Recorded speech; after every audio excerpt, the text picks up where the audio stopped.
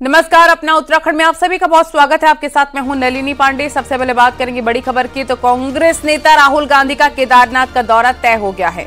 रविवार यानी कि कल राहुल गांधी केदारनाथ के अहम दौरे पर आएंगे और दिन में करीब 1 बजे का राहुल गांधी का आने का कार्यक्रम रखा गया है। केदारनाथ आपदा के बाद भी राहुल गांधी आए थे और सूत्र के हवाले से बड़ी खबर यह है कि राहुल गांधी केदारनाथ में रात को भी रुक सकते हैं। तो राहुल गांधी का केदार दौरा फाइनल हो गया है।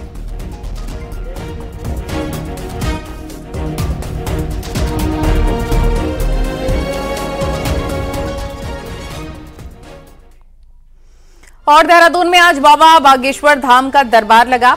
राम कथा के लिए बागेश्वर धाम का दरबार लगाया गया। हालांकि बाबा बागेश्वर को शाम की 4 बजे आना था, लेकिन प्लेन खराब होने की वजह से वो लेट हो गए, जिसके बाद रात 8:15 बजे के करीब बाबा बागेश्वर धाम परेड ग्राउंड पहुंचे और इस दौरान सीएम धामी भी परेड ग्राउंड आए। बाबा बागेश्वर ने कहा कि दुनिया को बचाना है तो सनातन को अपनाना होगा। वहीं बागेश्वर धाम बाबा की राम कथा से पहले सीएम धामी ने उनका जबरदस्त स्वागत किया और उत्तराखंड में उनका आगमन चमत्कारिक बताया। आप सभी विराजमान हो जाए। और पूज्य पीठाधीश्वर धीरेन्द्र शास्त्री जी महाराज बागेश्वर धाम जी का मैं आज देवभूमि उत्तराखंड आने पर आप सबकी तरफ से, उत्तराखंड वासियों की तरफ से मैं उनका अभिनंदन करता हूं, नमन करता हूं। राष्ट्रीय बाल अधिकार संरक्षण आयोग ने उत्तराखंड के प्रमुख सचिव एल फनई को मदरसों के मामले में संतोषजनक जवाब नहीं देने पर 9 नवंबर को आयोग के सामने पेश होने के लिए कहा है।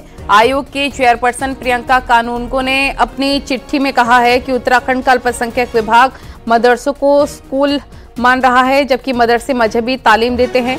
शिक्षा के अधिकार कानून के तहत मदरसे स्कूल नहीं है। अगर गैर मुसलमान बच्चे मदरसे में पढ़ रहे हैं तो ये मौलिक अधिकारों का हनन है। आपको बता दें, आयोग के 2 बार कहने के बाद अल्पसंख्यक विभाग ने उत्तराखंड के 30 मान्यता प्राप्त मदरसों का आंकड़ा खंगाला तो पता चला कि 7,400 बच्चे पढ़ते हैं, जिसमें 750 गैर मुस्लिम हैं।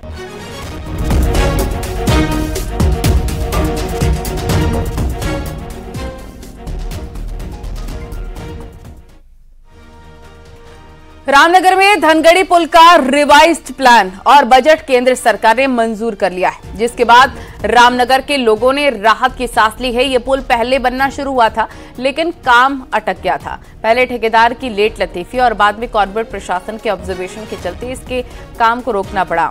अब दोबारा से इस पुल का बजट मंजूर होने से इसके जल्द बनने की संभावना है, जिससे इस नाले में बरसात के दिनों में होने वाली दुर्घटनाओं पर ब्रेक लग सके।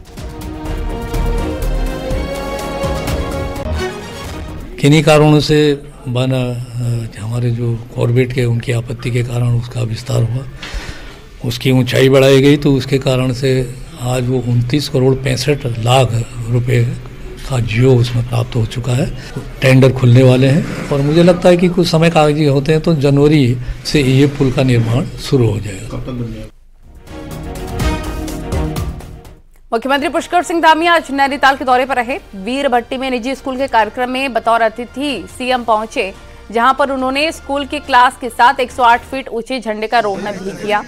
इस दौरान सीएम स्कूली बच्चों से रूबरू भी हुए। मुख्यमंत्री ने बच्चों से कहा कि अपना लक्ष्य अटल रखें और देश के विकास में योगदान दें। सीएम ने नैनीताल दौरे पर रामनगर के धनगढ़ी में पुल की स्वीकृति और जमरानी बांध की स्वीकृति पर केंद्र सरकार का धन्यवाद अदा किया। मुख्यमंत्री धामी ने कहा कि धनगढ़ी पुल बनने से कुमाऊं और गढ़वाल का रास्ता सुगम होगा और लाखों लोगों को इसका फायदा मिल सकेगा। धामी जी की जय। कई हजारों लोगों के लिए आवागमन का एक मार्ग अब आगे भविष्य में बन जाएगा। उस पुल के बनने से निश्चित रूप से उस क्षेत्रवासियों की बहुत लंबे समय से मांग थी। मैं आदरणीय प्रधानमंत्री जी का, हमारे नितिन गडकरी जी का, सभी का धन्यवाद करता हूं कि पुल की स्वीकृति हो गई है और जल्दी ही पुल बनेगा। सभी क्षेत्रवासियों को भी बधाई। जमरानी बात तो बन ही रहा है। एक बहुत लंबे समय से, कई दशकों से रुका हुआ काम हमारे प्रधानमंत्री मोदी जी के नेतृत्व में पूरा हो रहा है और उनके नेतृत्व में जमरानी बांध जहाँ बन रहा है, वहीं लखवाड़ डैम भी बन रहा है, जो वह भी कई दशकों से रुका हुआ था। उसको भी स्वीकृति मिली है, इसको भी स्वीकृति मिली है। और उत्तराखंड के अंदर ऐसे अभूतपूर्व कार्य हो रहे हैं जो लंबे समय से प्रतीक्षारत थे उन सभी को स्वीकृति मिल रही है। कोटद्वार के सबसे बड़े कॉलेज में आज नामांकन दाखिल किए गए। यहां भी 7 नवंबर को मतदान होना है, जिसके लिए तमाम छात्र संगठनों ने शक्ति प्रदर्शन करते हुए अपने कैंडिडेट का नामांकन भरा। शहर के जुलूस निकालते हुए युवाओं का जुलूस महाविद्यालय भी पहुंचा और जहां पर छात्र नेताओं ने अपने नामांकन दाखिल किए। छात्र संघ चुनाव को लेकर कोटद्वार पीजी कॉलेज ने एबीवीपी एनएसयूआई के साथ ही वंदे मातरम छात्र ग्रुप के बीच त्रिकोणीय मुकाबला देखने को मिल रहा है।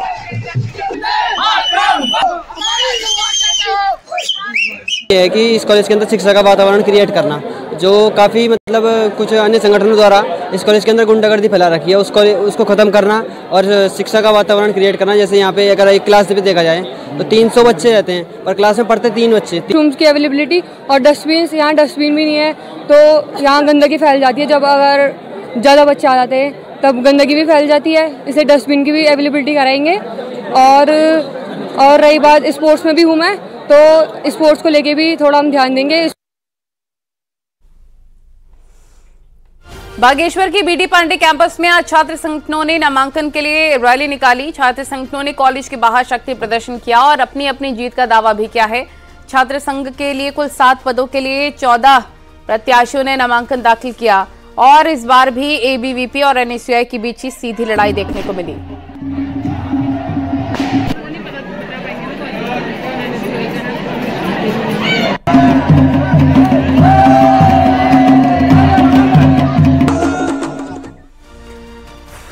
बागेश्वर में नामांकन के दौरान 2 छात्र गुट आपस में भिड़ गए और नामांकन से पहले एक छात्र प्रत्याशी का नामांकन पत्र फाड़ दिया, जिसके बाद काफी बवाल भी देखने को मिला और घायल को जिला अस्पताल में भर्ती कराया गया। इस दौरान छात्र गुटों ने कॉलेज में खूब हंगामा किया और पुलिस ने पहुंचकर मामले को वहां पर शांत कराया है।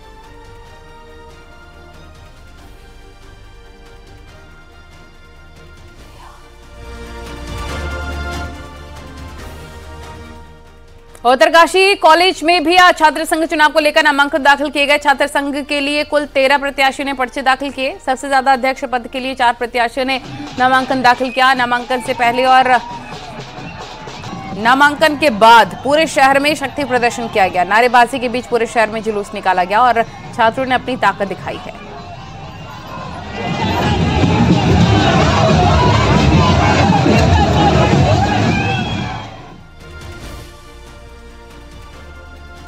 पूर्व सीएम हरीश रावत का एक्सीडेंट नहीं होता अगर उनकी गाड़ी के आगे हादसे वाले दिन एस्कॉर्ट होती।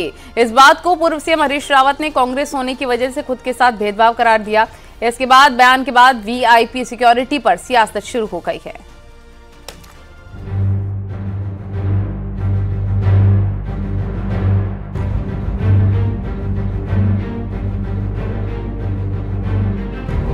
चौबीस अक्टूबर को हुए रोड एक्सीडेंट के बाद इन दिनों पूर्व सीएम हरीश रावत घर पर आराम कर रहे हैं। पूर्व मुख्यमंत्री हरीश रावत की माने तो आज ये नौबत नहीं आती अगर हादसे वाली रात उनकी कार के आगे पुलिस की एस्कॉर्ट चल रही होती। हरीश रावत के मुताबिक ये सब कुछ कांग्रेस का नेता होने की वजह से हो रहा है, जबकि इसी राज्य में बीजेपी के एक पूर्व मुख्यमंत्री और प्रदेश अध्यक्ष को ये सुविधा मिल रही है। इसके अलावा भी कई और चेहरे हैं जो सफर में एस्कॉर्ट की सुविधा का फायदा उठा रहे हैं। तो ऐसा भेदभाव क्यों किया जा रहा है और आगे क्या करना है, अब ये सरकार को सोचना है। प्रेरोगेटिव का सवाल नहीं, ये प्रेरोगेटिव नहीं है। मैं एक बात तो मैं बिल्कुल क्लियर कर दूं, और मैंने जो डिसीजन लिया था बहुत कॉन्शियस तरीके से डिसीजन लिया था सुविधाओं को समाप्त करने का। ये सरकार को विचार करना है कि वो क्या करना चाहती है, वो करे। ये दिक्कतें जो औरों के सामने वो मेरे सामने। उत्तराखंड में हाईकोर्ट के आदेश के बाद पूर्व मुख्यमंत्रियों से कई सुविधाएं हटाई गई, जिसके बाद एस्कॉर्ट की सुविधा नहीं मिलती। हालांकि पूर्व मुख्यमंत्रियों की सुरक्षा में जवान तैनात रहते हैं। इस वक्त उत्तराखंड में मुख्यमंत्री पुष्कर सिंह धामी को उत्तराखंड में Z+ कैटेगरी की सुरक्षा मिली हुई है। पूर्व सीएम भुवन चंद खंडूरी, रमेश पोखरियाल निशंक, विजय बहुगुणा, त्रिवेंद्र सिंह रावत, तीरथ सिंह रावत को Y कैटेगरी की सुविधा हासिल है, जिसमें एस्कॉर्ट नहीं आती। इसके अलावा केंद्रीय राज्य मंत्री अजय भट्ट को केंद्र के साथ राज्य की Y कैटेगरी की सुविधा हासिल है।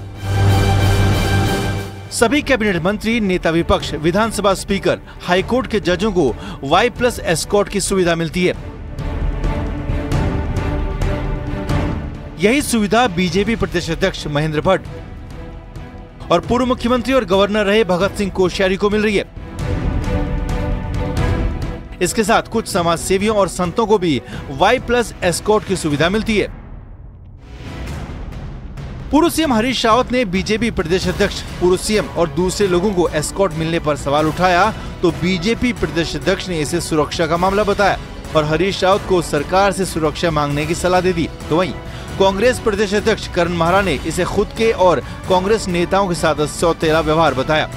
कानून की व्यवस्था कानून के दायरे में रहते हुए प्रशासन ही तय करता है और किसको एस्कॉर्ट देनी है, किसको नहीं देनी, सरकार का नैतिक अधिकार के विषय रहते हैं। सुरक्षा भी पक्ष होता है। अब हरीश रावत जी एस्कॉर्ट चाह रहे हैं तो मुख्यमंत्री से जरूर आवेदन कर, मुख्यमंत्री से अनुरोध करें और उनको अपनी जान का खतरा है, उसके कुछ पुष्ट प्रमाण कुछ बनते हैं तो वो भी देने चाहिए। मैंने मुख्यमंत्री के जो सचिव हैं उनको खुद फोन करके दूरभाष से इस बारे में सूचना भी दी और अपनी शिकायत भी दर्ज की है। देखते हैं आने वाले समय में अब क्या होगा। स्वयं बहुत सारी चीजें ऐसी हैं जो आने वाले समय में खुलासा होगा और विपक्ष के संग सौतेला व्यवहार हो रहा है। साफ है कि पूर्व मुख्यमंत्रियों को गाड़ी के आगे एस्कॉर्ट की सुविधा नहीं मिलेगी। ये आदेश हाईकोर्ट ने एक जनहित याचिका में सुनवाई के बाद दिया था। पर अब बीजेपी प्रदेश अध्यक्ष और पूर्व मुख्यमंत्री भगत सिंह कोश्यारी को मिल रही सुरक्षा पर सियासत शुरू हो गई है और खुद की सुरक्षा की बात कहकर यही सवाल पूर्व मुख्यमंत्री हरीश रावत ने उठाया है। देहरादून से न्यूज़ 18 के लिए दीपांकर भट्ट की रिपोर्ट।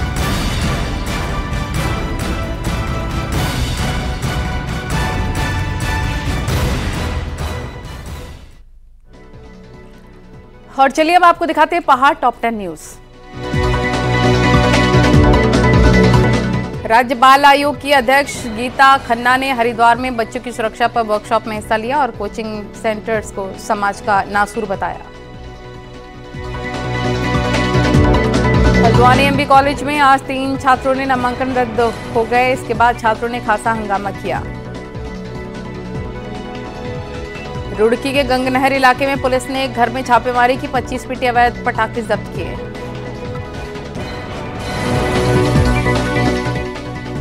अल्मोड़ा में कांग्रेस का 28 नवंबर को जिला सम्मेलन का आयोजन किया जाना है। 5000 कार्यकर्ताओं के सम्मेलन के जरिए चुनावों का बिगुल फूंकने की तैयारी।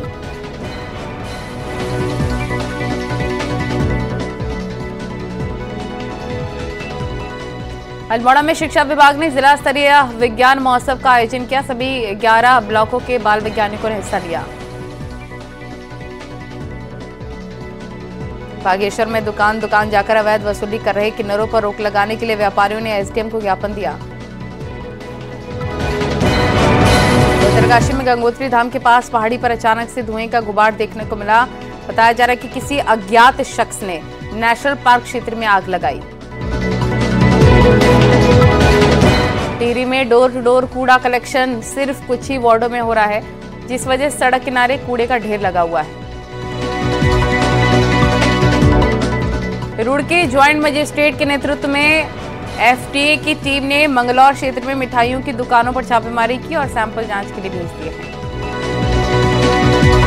जनकपुर में शारदा नदी के बूम घाट पर आरती की जाती है, जिससे कि आज डीएम चंपावत भी शामिल हुए।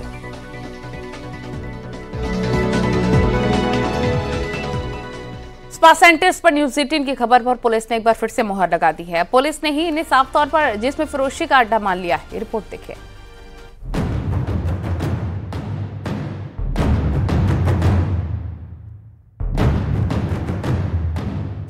हल्द्वानी के स्पा सेंटर जिस्म फरोशी का अड्डा बन चुके हैं। ये बात हम नहीं बल्कि नैनीताल पुलिस की रिपोर्ट कह रही है। लगातार चालान और कार्रवाई के बावजूद स्पा सेंटर वाले नियम कानून मानने को तैयार नहीं।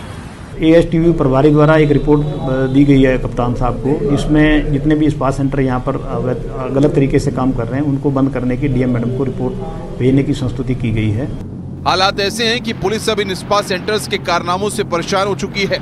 यहाँ स्पा के नाम पर दूसरे राज्यों से लड़कियां बुलाई जा रही हैं और फिर बंद कमरे के भीतर जिस्म का सौदा हो रहा है। पुलिस ने अब नैनीताल जिले में चल रहे 13 स्पा सेंटर्स को बंद करने की सिफारिश डीएम से की है। ये जो स्पा सेंटर हैं इनमें बाहर से लड़कियां लाई जा रही हैं, उनसे जिस्म फरोशी का अवैध धंधा करवाया जा रहा है और पुलिस उसमें लगातार नकेल कस रही है। न्यूज 18 ने सबसे पहले अपनी इन्वेस्टिगेशन के जरिए साबित किया था कि स्पा सेंटर के नाम पर प्रदेश में जिस्म फरोशी के अड्डे चल रहे हैं। ऐसे में नैनीताल पुलिस की रिपोर्ट इस बात को फिर तस्दीक करती है। हल्द्वानी से न्यूज 18 के लिए शैलेंद्र नेगी की रिपोर्ट।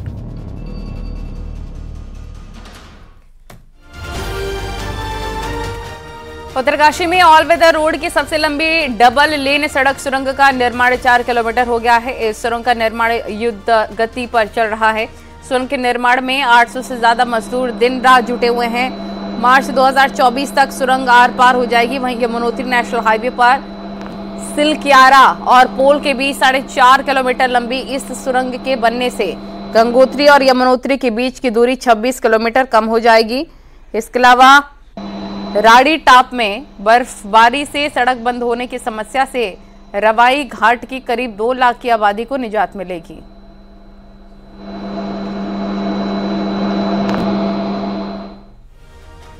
और यहां वक्त हो गया एक छोटी सी ब्रेक का।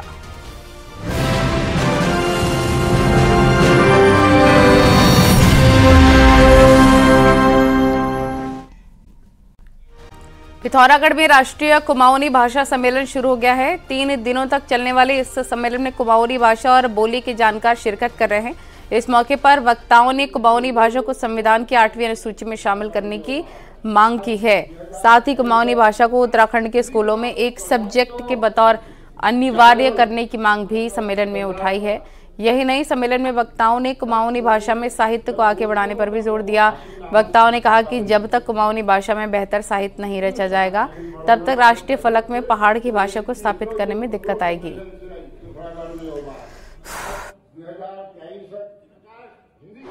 20-25 सालों से एक मुहिम चल रही है कि कुमाऊनी भाषा को भारतीय संविधान की 8वीं अनुसूची में शामिल किया जाए और इसको कुमाऊनी भाषा को एक विषय के रूप में हर कक्षाओं में पढ़ाया जाए। कम से कम उत्तराखंड सरकार से तो ये मांग की जा रही है कि कुमाऊनी भाषा को एक विषय के रूप में पढ़ाया जाए। और यहाँ वक्त हो गया एक और छोटे से ब्रेक का।